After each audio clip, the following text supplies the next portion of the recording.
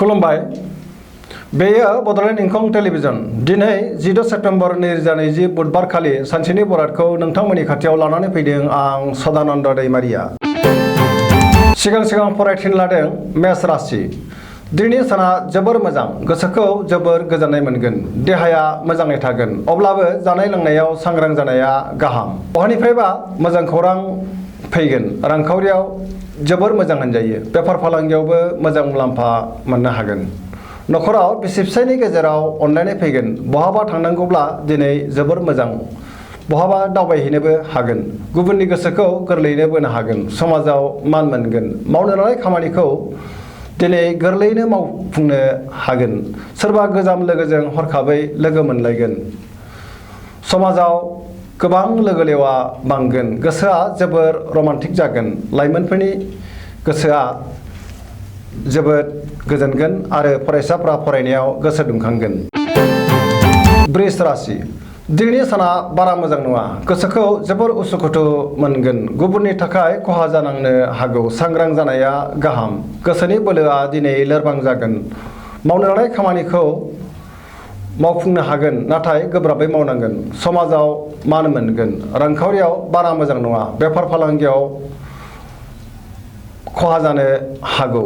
बहाबा थाङोब्ला सांग्रां जानाया गाहाम जाब्रबथायनि आसा दङ नखराव बिसि फिसायनि गेजेराव अनलायनाय फैगोन देहाया मोजाङै थागोन गुबुननि हेफाजाब मोननाय नङा गोसोखौ हारसिं आरो दरसि मोनगोन मिथुन राशि दिनैनि साना बारा मोजां नङा गोसोखौ जोबोर उसुखुथु मोनगोन देहाया मोजाङै थागोन अब्लाबो जानाय लोंनायाव सांग्रां जानाया गाहाम मावनो लानाय खामानिखौ मावफुंनो हानाय नङा बानाय मोनगोन जानाय लोंनायाव रांखावरियाव मोजां बेफार फालांगियावबो जोबोर मोजां नखराव अनलायनाय फैगोन समाजाव मान मोनगोन गोसोनि बोलोआ बांगोन मावनो लानाय खामानिखौ मावफुंनो हानाय नङा सेंग्रा सिख्लाफ्रा जोबोर रमान्टिक जागोन सोरबा लोगोजों बोराब जागोन सांग्रां जानाया गाहाम फरायसाफ्रा फरायनायाव अब्लाबो गोसो दुंगोन कर्कट राशि दिनैनि साना बारा मोजां नङा गोसोआव जोबोर गुलुं गुजुं जागोन मावनो लानाय खामानिखौ मावफुंनो हागोन नाथाय गोब्राबै मावनांगोन रांखावरियाव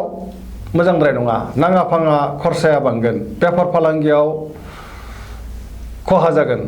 देहाया मोजाङै थागोन अब्लाबो जानाय लोंनायाव सांग्रां जानाया गाहाम गुबुननि हेफाजाब मोनगोन नखराव एना एनि फैनो हागौ गोथों आरो गोग्गो साननो रोंनाय नङा साननायफोरा देबार नांगोन सोरनिबा सायाव गोबां रागा जोंफ्लांनो हागौ गोसोखौ हमथानाया गाहाम सिंह राशि दिनैनि साना जोबोर मोजां गोसोखौ जोबोर गोजोननाय मोनगोन मावनो लानाय खामानिखौ गोरलैयैनो मावफुंनो हागोन रांखावरियाव जोबोर मोजां होनजायो बेफार फालांगियावबो मोजां मुलाम्फा मोननो हागोन गोसोनि साननायखौ गुबुननो फोरमायनो हागोन सोरबा लोगोजों बहाबा दावबायहैनो खाबु मोनगोन नखराव अनलायनाय फैगोन लाइमोनफोरनि गोसोआ दिनै जोबोर रमान्टिक जागोन फरायसाफ्रा फरायनायाव गोसो दुंगोन बयजोंबो बाख्नाय जागोन कन्या राशि दिनैनि साना जोबोर मोजां गोसोखौ जोबोर गोजोननाय मोनगोन सुथुरखौ फेजेननो हागोन जेरावबो देरहासार जागोन गुबुननि गोसोखौ गोरलैयैनो बोनो हागोन बहानिफ्रायबा मोजां खौरां फैगोन रांखावरियाव जोबोर मोजां मोननो गोनां धोनखौ दिनै मोननो हागोन बेफार फालांगियाव मोजां मुलाम्फा मोनगोन देहाया मोजाङै थागोन नखराव अनलायनाय फैगोन सेंग्रा सिख्लाफ्रा गोसोनि साननायखौ फोरमायलायनो हागोन गोसोखौ जोबोर रमान्टिक मोनगोन तुला राशि दिनैनि साना जोबोर मोजां गोसोनि बोलोआ बांगोन गोबां धोन मोननो हागोन गोसोनि साननाया जाफुंगोन मावनो लानाय खामानिखौ दिनै गोरलैयैनो मावफुंनो हागोन देहाया मोजाङै थागोन रांखावरियाव जोबोर मोजां होनजायो मोननो गोनां धोनखौ दिनै मोननो हागोन नखराव बिसि फिसायनि गेजेराव अनलायनाय फैगोन समाजाव गोबां मान सन्मान मोनगोन बेफार फालांगियाव मोजां मुलाम्फा मोनगोन सोरबा लोगोनि हेफाजाब मोनगोन समाजाव बयजोंबो अनसायजागोन आरो गनायजागोन। वृश्चिक राशि दिनैनि साना मोजां आरो गाज्रिनि गेजेरजों बाबेनलांगोन गोसोखौ जोबोर उसाव बादाव मोनगोन अब्लाबो गोसोनि बोलोआ बांगोन मावनो लानाय खामानिखौ थि समावनो मावफुंनो हागोन गोसोनि साननाया जाफुंगोन समाजाव मान मोनगोन न'खराव अनलायनाय फैगोन रांखावरियाव बारा मोजां नङा नाङा फाङा खरसाया बांगोन बेफार फालांगियाव मोजां मुलाम्फा मोननो हागोन देहाया मोजां थानाय नङा मेंग्रुनाय आरो लोमजानाय मोनगोन गुबुननि हेफाजाब लानांगोन फरायसाफ्रा फरायनायाव गोसो दुंखांगोन। धनु राशि दिनैनि साना जोबोर मोजां गोसोआव बोलो बांगोन मावनो लानाय खामानिखौ थि समावनो मावफुंनो हानानै गोसोखौ जोबोर गोजोननाय मोनगोन गोसोनि साननायफोरा जाफुंगोन रांखावरियाव जोबोर मोजां होनजायो बेफार फालांगियावबो मोजां मुलाम्फा मोननो हागोन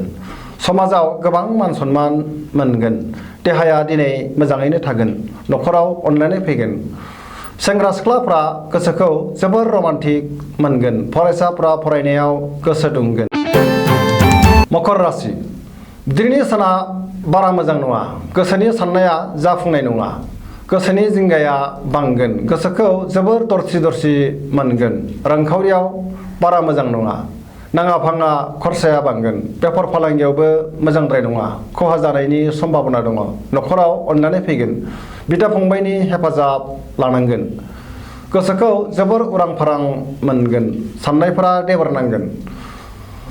मोजां साननो आरो गोग्गो साननो रोंनाय नङा नेगेटिभ एनार्जिनि गोहोम गोग्लैगोन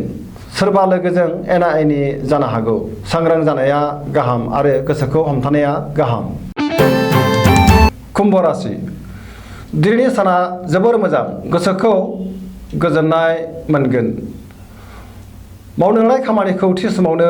मावफुंनो हागोन बहानिफ्रायबा मोजां खौरां फैगोन समाजाव मान मोनगोन गोबां मुंदांखा सुबुंजों लोगो मोनलायगोन आरो गोसोखौ बांसिन गोजोननाय मोनगोन रांखावरियाव जोबोर मोजां फालांगियाव मोजां मुलाम्फा मोनगोन देहाया मोजाङै थागोन न'खराव बिसि फिसायनि गेजेराव अनलायनाय फैगोन गुबुननि हेफाजाब मोनगोन